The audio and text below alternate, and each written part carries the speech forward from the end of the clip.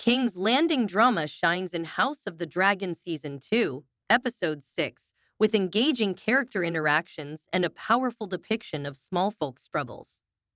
Paddy Considine's return as Viserys adds depth to Daemon's arc, bringing closure to his visions. Some Team Black storylines lack impact, with repetitive scenes and an underdeveloped Vale storyline. House of the Dragon Season 2, Episode 6 continues the fallout from Rook's Rest and the gradual build to the finale with another solid, if unspectacular, outing. The Game of Thrones prequel has settled back into the same slower early season rhythm it had before the Dance of the Dragons exploded into life in Episode 4, but that's not a bad thing. There's some intriguing setup and strong character development in King's Landing, Harrenhal, and on Dragonstone, although not everything works. The King's Landing drama is great in House of the Dragon Season 2, Episode 6. Similar to Game of Thrones Season 2 and other seasons, but that was particularly peak for it. The King's Landing storylines are where House of the Dragon Season 2 is doing a lot of its best work.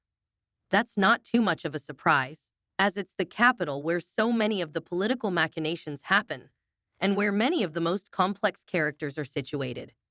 There's lots of great character work and interplay between different pairs of actors here. That goes from Alicent Hightower and her son, Aemond, on to Aemond and his brother, King Aegon, and then Aegon and Larry Strong. Each of these adds to the drama and intrigue and builds on their existing relationships. It's these kinds of small conversations where power is decided and where real change can happen. So while each is relatively small, they're fascinating to watch as the various schemes and political battles unfold. Elsewhere in King's Landing, the riots are a brutal turn that add a jolt of urgency to the proceedings. The show has been increasingly setting this up with characters such as Hugh Hammer and Ulf White, and it finally boiling over allows for a powerful depiction of the small folks' struggles. It does a good job of making you worried for Helena, in particular, because she's so decent, but without taking away from the plight of the people, such as the horrifying shot of the man's hand being cut off. And it's all staged really well by director Andrei Parek. The return of Viserys was needed for Daemon's story. Although there have been complaints, I've mostly enjoyed Daemon Targaryen's story in the past few episodes, with an interesting dive into his psyche and some questionable bedroom antics. However, I think another episode of that could have been stretching it a bit too much, if not for the return of Paddy Considine as King Viserys Targaryen. Viserys was the best character in Season 1, and Considine gave one of the best single-season performances I've seen in the Game of Thrones franchise, so it's great to see him back and not having missed a beat with his return. Viserys is the defining person in Daemon's arc. Everything has been because of or in response to him in some way, so it was very important to see him once again.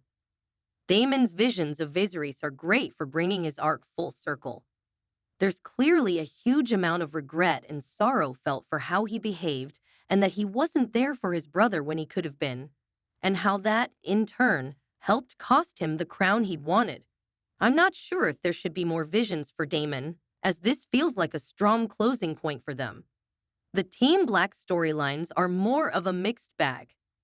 Daemon aside, things were mostly solid elsewhere for Rhaenyra's Team Black. Having poor Steffon Darklyn attempt to claim a dragon was destined to end in tragedy, but it's a strong scene, and while we've not spent much time with him, does make you connect with and feel for his character. It also works well to set up the events at the end of the episode, with Adam of Hull becoming Seasmoke's new rider. Speaking of Adam, I felt the climactic sequence with Seasmoke was well done and pretty entertaining, but I wouldn't say the same for the earlier scenes with Alan. I like both of the characters, but there are only so many times we can see Alan and Corlys having more or less the same brief conversation about working for him in the exact same shipyard setting before it starts to become really repetitive. Similarly, so far, the Vale storyline isn't doing much for me. I feel a bit for Phoebe Campbell, as they've not been given a huge amount to do out of House of the Dragon's main cast members. Their performance as Rhaena is good, but the character has been underdeveloped.